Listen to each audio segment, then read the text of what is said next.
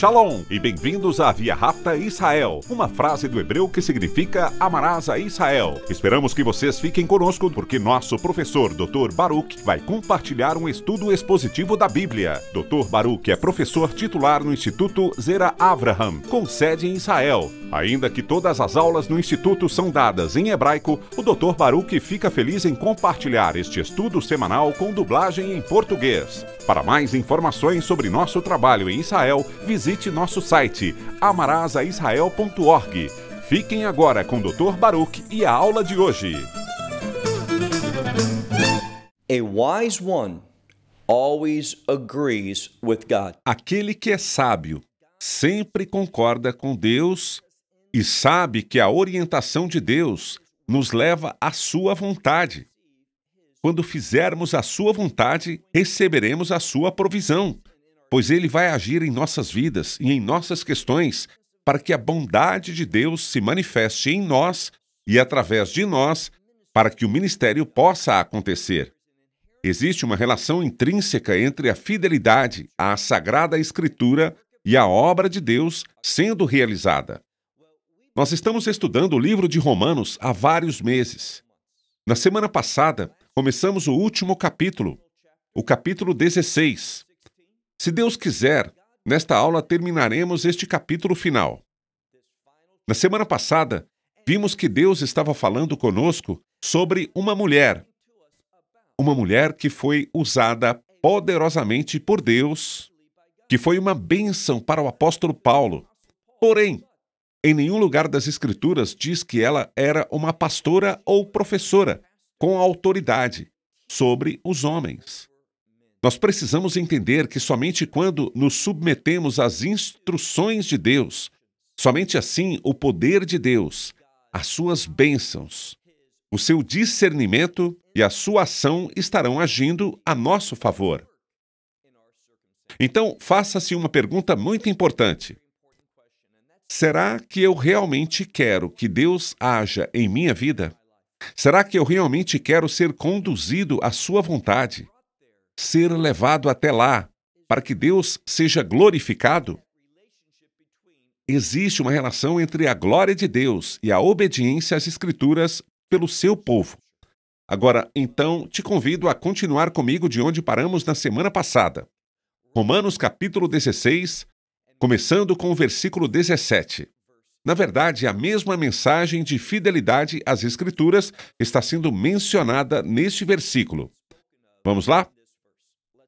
Paulo está falando e ele diz: Eu recomendo-lhes, irmãos. Irmãos, ou seja, irmãos e irmãs. Em outras palavras, crentes. Paulo quer recomendar-lhes, encorajá-los.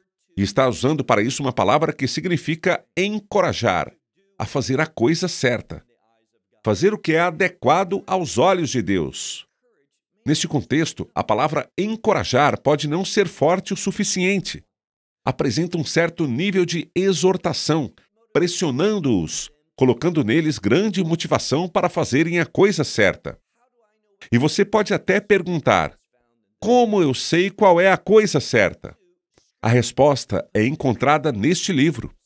A obediência às Escrituras me posiciona e me prepara para fazer a coisa certa. Agora, observe o que diz aqui no versículo inteiro. Eu lhes exorto, irmãos, a fazer algo, a tomarem cuidado. A palavra usada em português dá a ideia de definir algo e significa estar atento, prestar atenção várias vezes ao que é ameaçador. E nós sabemos de uma coisa. Nós sabemos que temos um inimigo. E esse inimigo quer trazer adversidades para a nossa vida. Ele é um acusador e quer que tenhamos vergonha em nossa vida para que então recebamos o castigo de Deus. Mas Deus é bem diferente. Deus nos ama. Ele não quer que experimentemos adversidades. Ao contrário, Ele quer que tenhamos uma vida de abundância, tanto neste mundo quanto no mundo que há de vir, ou seja, no reino de Deus. Ele quer nos abençoar, Ele quer que sejamos recebedores de suas promessas. Mas, novamente, a única maneira de nos tornarmos recebedores das promessas de Deus, das bênçãos de Deus, é se nos encontrarmos fazendo a vontade de Deus e também fazendo o que Ele gostaria que fizéssemos. Mais uma vez eu pergunto, e como eu saberia o que são essas coisas? Somente pelas Escrituras. É por isso que tão frequentemente esse inimigo ataca a autoridade. O fato é que não há erros neste livro, que ele é um livro sagrado, um livro que revela a verdade de Deus. Então Paulo diz: eu lhes exorto, irmãos, a tomarem cuidado com... Essa é uma palavra que implica em cautela. Mas em relação a quê? E ele diz, com divisões. Agora, aqui vemos um problema. Nós encontramos unidade na obediência às Escrituras. Mas quando as pessoas dizem coisas como, sabe, é assim que você entende, mas eu tenho uma verdade diferente, eu vejo as coisas de uma maneira totalmente diferente. E eu não levo tudo ao pé da letra na Escritura. Quando as pessoas têm esse tipo de atitude, você sabe o que vai acontecer? Haverá exatamente isso, divisões. Mas observe que o versículo não fala simplesmente sobre divisões. Veja o que vem a seguir, que é de onde se origina a palavra escandaloso. Existe uma relação entre a palavra escândalo e vergonha. Quando há um escândalo, alguém fica envergonhado, sente vergonha. O que acontece é que quando não observamos a palavra de Deus como sua autoridade para a nossa vida, quando não abordamos as Escrituras como a verdade de Deus, conforme exigido para obedecê-la e interpretá-la literalmente. Quando não fazemos isso, o resultado será a divisão. E essa divisão vai provocar atividades escandalosas. Somente em obediência à palavra de Deus encontramos elementos como pureza, santidade e bondade de Deus, coisas que são virtuosas. Mas quando fazemos do nosso jeito, negando a autoridade das Escrituras, nos rebelando contra as instruções das Escrituras, escândalos virão. Ele continua aqui, e observe que a ordem das palavras é muito diferente aqui do que na sua Bíblia. Estou olhando para o texto em grego e ele fala sobre aqueles que, ao ensinamento que vocês têm recebido. Então Paulo diz, você foi ensinado corretamente, mas pelo ensinamento que você foi ensinado. Existem pessoas que querem fazer o quê? Existem pessoas que estão fazendo você desviar e que estão desviando você dessa verdade, dessas coisas que você aprendeu, dessas coisas que são biblicamente corretas. Então, há sempre essa possibilidade. Onde quer que a palavra de Deus seja proclamada com precisão, isso atrairá o inimigo. Ele vai querer agir para trazer uma mudança. Ele vai querer que essa verdade seja deixada de lado, que seja alterada. Porque quando a verdade de Deus é comprometida, quando ela é rejeitada, quando não acreditam nela, quando dizemos, sabe, isso tem a ver com aquela época, mas vivemos um momento diferente agora. Isso funcionou para aquela geração. Nós somos uma nova geração agora. Nós somos iluminados. Somos mais espertos do que eles. Vemos as coisas de maneira diferente. Estamos vivendo em circunstâncias diferentes. Sempre que falamos dessa maneira, é um convite. Você sabe quem se alegra com palavras como essas? O inimigo, Satanás, aquele velho demônio. Ele adora quando desobedecemos à palavra de Deus, quando duvidamos da autoridade da Escritura. E veja, pare e pense nisso por um minutinho. Foi por causa de Eva, no Jardim do Éden, que duvidou da autoridade da palavra de Deus, que disse que ela mesma resolveria. E quando Deus disse, isso não é comida para você, não coma, pois isso vai causar a morte. Ela olhou para tudo aquilo e, de acordo com sua percepção, disse, era muito gostoso. E por ela ter tomado a decisão, em vez de se submeter à revelação de Deus, pense, o que aconteceu por conta disso? Veio a morte, toda a morte em todo o mundo. Não apenas a morte, mas guerras e doenças e males e conflitos. Tudo que não é bom veio porque ela decidiu fazer tudo sozinha, seguir o seu caminho, se apoiar no seu entendimento ao invés de considerar a autoridade da Escritura. Eu prometo a você que quando duvidamos da palavra de Deus, é o mesmo que dizermos: eu quero problemas, eu quero desgraças, eu quero dor, eu quero sofrimento, eu quero desespero, eu quero todas essas coisas ruins. Não ouça. Escute bem o que te falo. Não duvide da palavra de Deus. Saiba que ela é a autoridade de Deus sobre sua vida. E a palavra em grupo que está na Bíblia é exousia. Pois como a autoridade vem do poder, eles andam de mãos dadas. Assim existem os que provocam divisões, que fazem coisas escandalosas, porque eles querem desviar você da verdade que você aprendeu. Vamos agora para o versículo 18, quando vamos falar mais sobre essas pessoas. Versículo 18. Pois essas pessoas, preste atenção, a nosso Senhor, Messias e Yeshua, elas não estão servindo. É isso mesmo. Quando você nega a verdade de Deus, você não é mais capaz de servir ao Messias como Senhor. Ele não é mais seu Senhor se você rejeitar sua palavra. Somente pela palavra de Deus que você pode entender o sentido dele sobre você. E que coisa maravilhosa ter o Messias como o Senhor da sua vida.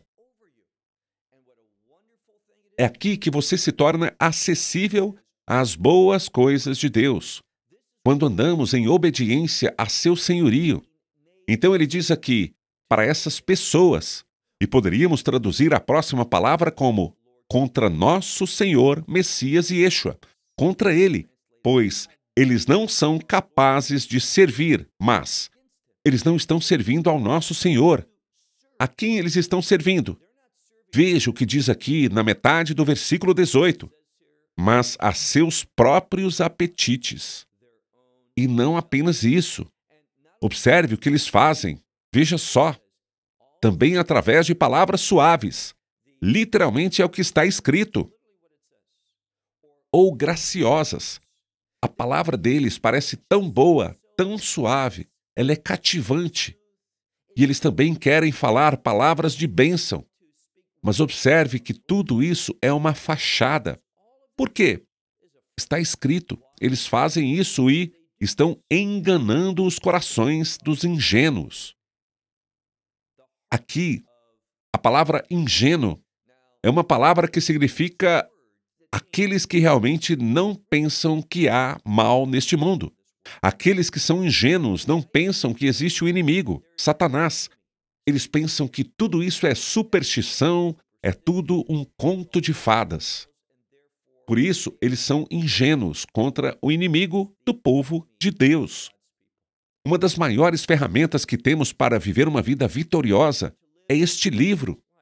Valorize-o, obedeça-o, concorde com ele, estude-o e aplique sua revelação à sua vida. É isso que um verdadeiro crente, um discípulo do Messias, alguém que compreende que ele é o Senhor, é assim que nós devemos agir. Veja agora o versículo 19. A sua obediência. Agora ele está falando sobre esta congregação, essa igreja em Roma. E ele diz, a sua obediência é conhecida de todos. O que significa que esta congregação é obediente. Uma palavra muito importante. O que chegou aos outros.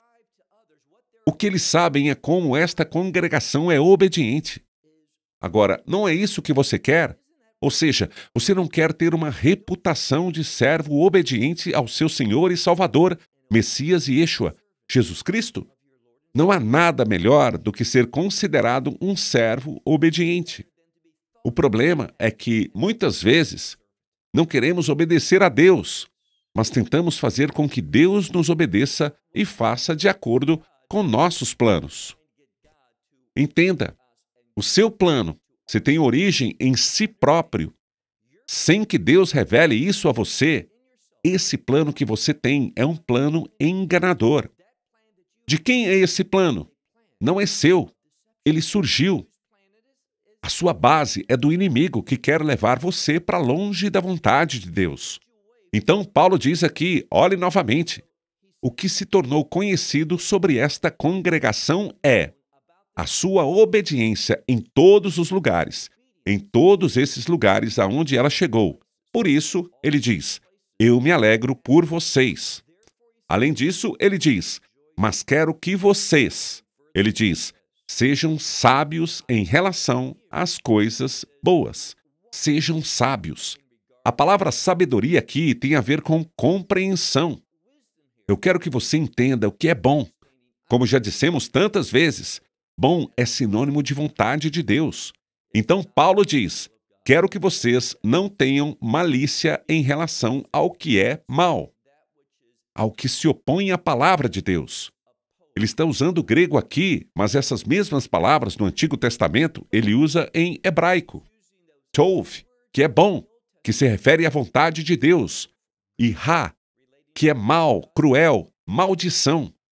Ou seja, simplesmente significa aquilo que não é da vontade de Deus, aquilo que está em conflito com a vontade de Deus. E a verdade para nós é esta. Somente vou repetir, somente quando você obedece a estas palavras, pedindo ao Espírito Santo que seja seu guia, orando com dedicação para que você possa ter entendimento ao ler esta palavra, ao confiar nela e afirmar, Senhor Deus, eu sei que esta é a sua sagrada escritura para a humanidade. E eu sei, quando você a deu naquele idioma original, não havia erros, não havia imperfeições, era a santa palavra de Deus. Obviamente, como foi traduzida e transmitida a pessoas em diferentes idiomas, pode haver alguns problemas com as traduções. Mas quando chegamos à versão original, descobrimos que a palavra de Deus é perfeita. Os teólogos usam o termo in-er, que significa que não há erros na escritura original.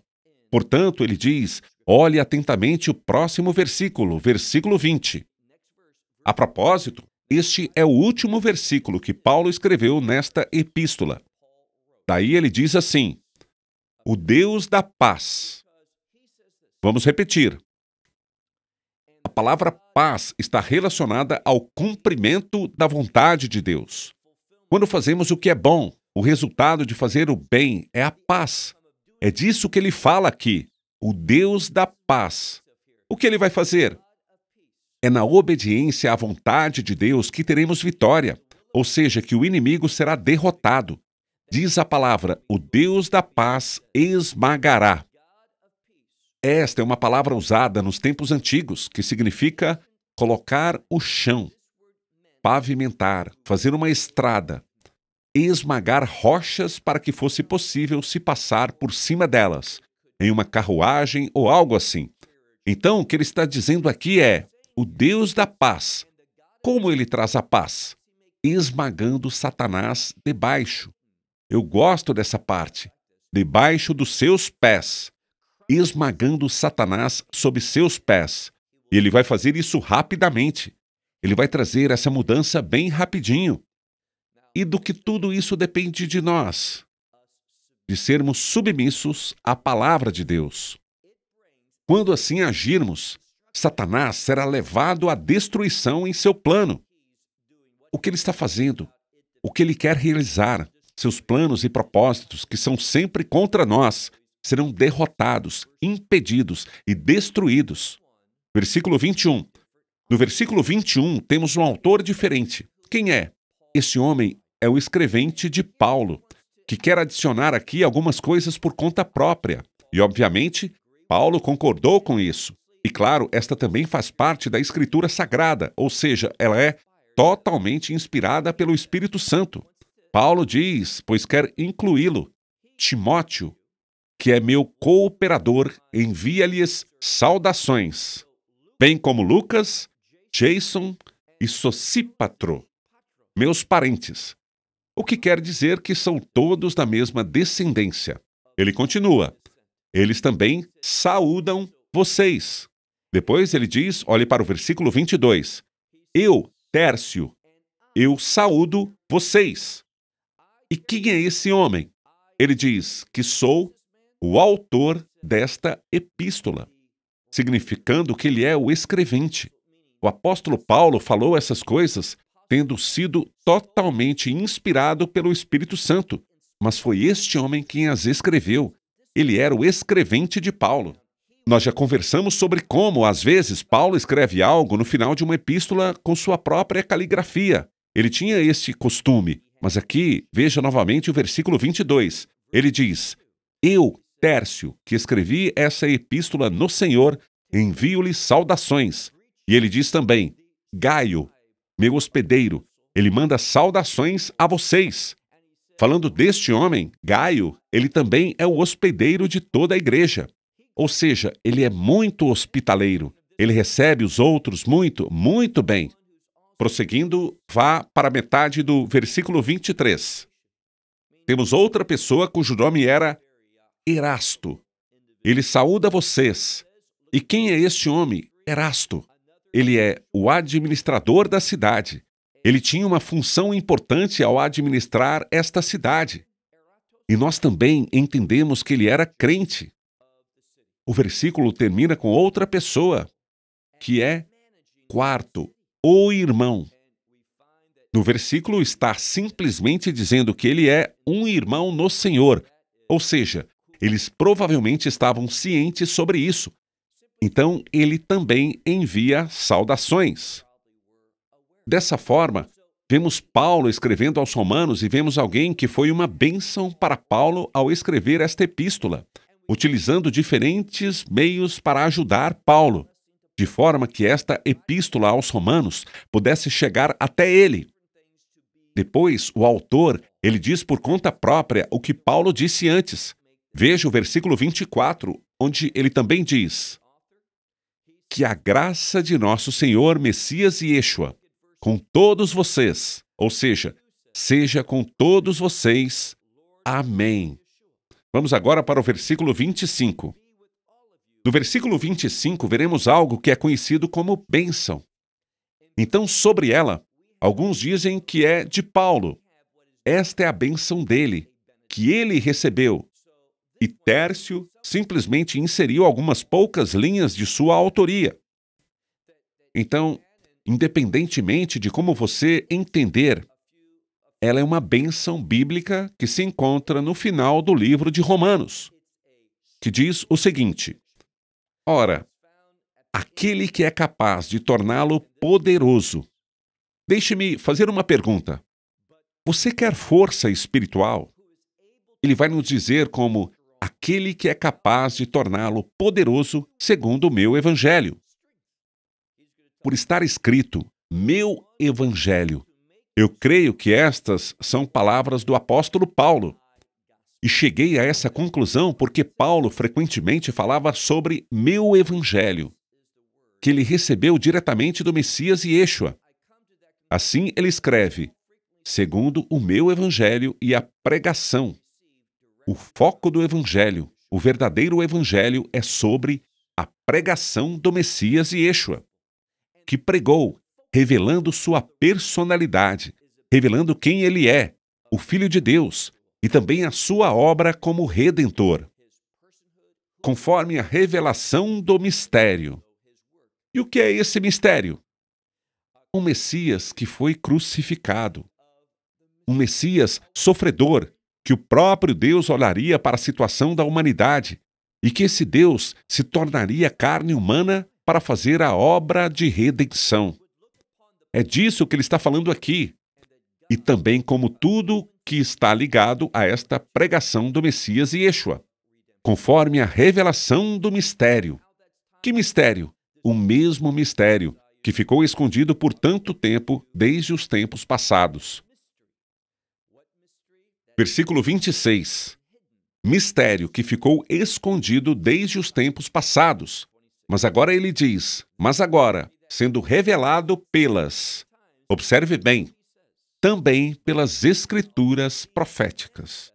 Quando olhamos para as escrituras proféticas, vemos que elas apontam para aquele Messias sofredor. Nós podemos aprender muito sobre a pessoa do Messias, sobre a obra do Messias, pelas profecias. É isso que está sendo aconselhado a nós. E é por isso que eu sempre enfatizo e incentivo as pessoas a estudarem as profecias. Repetindo, mas agora, sendo revelado pelas escrituras proféticas, segundo o mandamento, daquele antigo mandamento de Deus. Qual é esse antigo mandamento? Ele está falando sobre a fé, a aliança que fez com Abraão, como Deus traz as coisas em ordem pela fé. E o que é a fé? É responder à verdade de Deus. Fé e verdade. Nós já falamos muito sobre isso, elas andam juntas. Então, o eterno mandamento de Deus preste atenção, o que é importante para Deus? Somos salvos pela graça, porém, ele diz, para a obediência da fé. Isso nos diz que a fé traz obediência à vida de uma pessoa. Então, existe uma verdade profética. Ela estava escondida, mas agora foi revelada perfeitamente no Messias Yeshua. Por isso nós, por ele, podemos começar a demonstrar fé, a ter a obediência da fé. Depois ele diz, isso é, para que todas as nações tenham sido dadas a conhecer. Versículo 27. No versículo 27, concluímos o livro de Romanos com uma declaração maravilhosa. É um versículo de louvor e conclui esta bênção que diz, ao único Deus sábio. Preste muita atenção agora. Deus, ele é sábio. Comparado a Deus, eu não sei de nada. Portanto, é preciso ter sabedoria. Se eu sei que Deus é sempre sábio, perfeitamente sábio, devo ouvi-lo. Ele sabe o que eu preciso saber, e ele comunica isso através da sua palavra perfeita, sem nenhum erro. Ao Deus que é sábio. Como conhecemos esse Deus que é sábio? Pelo Messias Yeshua. Quando estamos no Messias, podemos fazer o que nós fomos criados para fazer. Veja como o versículo termina. Glória para sempre. Amém. É isso que você e eu somos chamados a fazer, a viver uma vida. Somos salvos pela graça, por meio do que Deus fez por nós, pela pessoa do Messias, por ele ter sido crucificado. Mas ele não morreu para sempre. Ele ressuscitou dos mortos. Sua morte foi temporária. Ele conquistou a morte para que pudéssemos ter vida. E uma vida verdadeira com a qual Deus esteja satisfeito. Nós fomos criados para viver uma vida que glorifique a Deus. E quando somos submissos à sua palavra, nós estamos no caminho para a glória. Pathway to glory. Esperamos que você tenha desfrutado da aula de hoje e que possa compartilhá-la com outros. Te convidamos a participar e nos acompanhar a cada semana, a esta hora e por este canal, em mais um episódio de Amarás a Israel. Para mais informações em português, visite amarasaisrael.org, onde encontrará muitos outros estudos realizados pelo Dr. Baruch. Até a próxima semana. Que Deus, nosso Messias Yeshua, nosso Senhor Jesus Cristo, te abençoe durante a sua caminhada com Ele. Shalom, desde Israel.